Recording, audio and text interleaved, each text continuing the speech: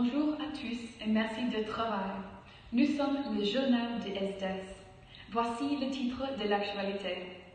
Lyon est élue capitale européenne de tourisme intelligente 2019. La vigilance est essentielle à Lyon maintenant parce qu'il y a un groupe de voleurs en liberté. La poubelle a été ramassée par le faux éboueur. Avez-vous entendu les rumeurs de Wilding? Il y a une menace pour la sécurité nationale par une créature vivante des Alpes. Et voilà pour le titre. Maintenant, de bonnes nouvelles pour la vie de Lyon. Lyon est élue capitale européenne du tourisme intelligent 2019. Notre journaliste Lisa Islop est à la place Bellecour avec Jacqueline Daclin, la présidente du centre touristique à Lyon, pour parler de ces prix. Bonjour Lisa. Merci Ali. Lyon avec Helsinki, la capitale de la Finlande, ont remporté le titre de capitale européenne du tourisme intelligent 2019. Les deux villes étaient en compétition avec 8 autres villes pour le titre. C'est la première fois que l'Union européenne reconnaît ce titre à une ville. Je suis ici à la place Bellecour avec Jacqueline Daclin. Pouvez-vous m'expliquer comment Lyon a été choisi comme la capitale européenne du tourisme intelligent en 2019? Oui, bien sûr. Il y a 4 critères pour remporter ce titre, à savoir durabilité des actions, développement digital, patrimoine et créativité, et accessibilité de la ville en matière de transport, handicap et des différents publics. Que passe-t-il maintenant que Lyon et Helsinki sont la capitale européenne du tourisme intelligent? Les deux villes recevront une sculpture pour leur centre-ville. De plus, les villes recevront une campagne promotionnelle auprès de l'Union européenne, une vidéo publicitaire pour promouvoir la ville et des conseils pour l'attractivité. Est-ce la première fois que Lyon a été choisi pour un prix comme celui-ci? Non, en 2016, Lyon avait déjà reçu le titre de meilleure destination européenne pour le week-end lors de World Travel Awards. De plus, en 2018, Lyon a remporté l'Access City Award par la Commission européenne aux villes les plus accessibles en matière notamment d'handicap. Lyon travaille depuis longtemps sur le tourisme intelligent. En remportant ce prix, c'est bien de voir que Lyon est en train de travailler sur ce sujet. Il est bon de voir que Lyon s'est développé si bien dans le secteur du tourisme. Je voudrais vous remercier pour votre temps et maintenant à Ellie.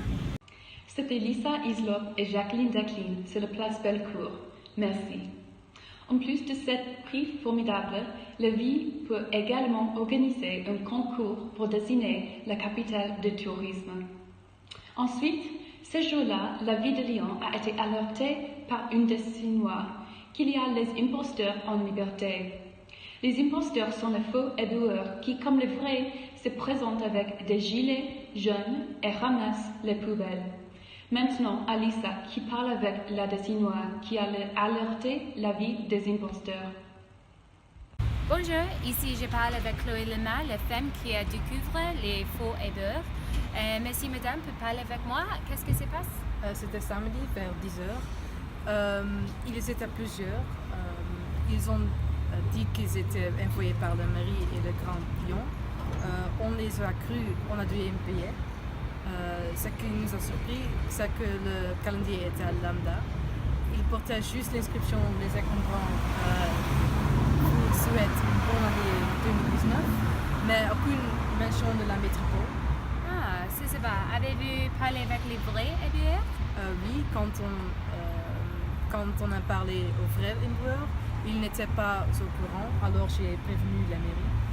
Merci pour votre temps et maintenant à Ellie. Voilà, continuera cette arnaque. Seront les imposteurs attrapés?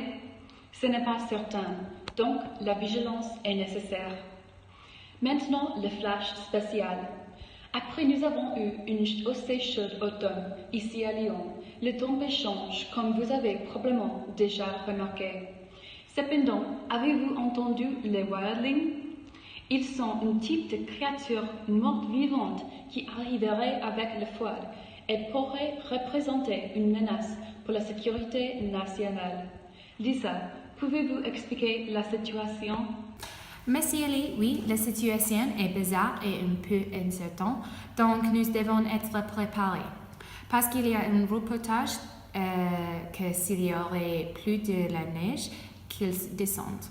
Maintenant, nous avons une experte, Diane, qui est une biologiste dans le fond, dans les Alpes. Pour commencer, pouvez-vous expliquer qu'est-ce qu'une wildling? Oui, bien sûr. Un wildling est une personne qui mourit par la peste en 1700. Pour protéger le reste de la population, des cadavres a été caché dans la montagne. Néanmoins, quelque chose de magique et puissant a été produit. Nous ne pouvons pas dire avec certitude comment il change, mais il y a plusieurs de projets de recherche pour comprendre. Cependant, c'est difficile parce qu'ils ne veulent pas coopérer. Et pourquoi est-ce qu'ils ne voulaient pas coopérer? Ils sont humains, non? Naturellement, les wildlings sont enragés et un peu tristes parce qu'ils étaient bannis et ils ne peuvent être mis en terre avec leur famille. Donc, il faudrait tout le monde se faire comme eux-mêmes, partout en notre famille. Oh, c'est un grand problème pour tout le monde. Connaissez-vous qu'est-ce que le gouvernement fait pour protéger les populations des Rhône-Alpes? En fait, il refuse de faire un statement ou donner des informations. Je pense qu'il croit que c'est un faux reportage, mais j'ai vu les wildlings et ils sont vraiment réels.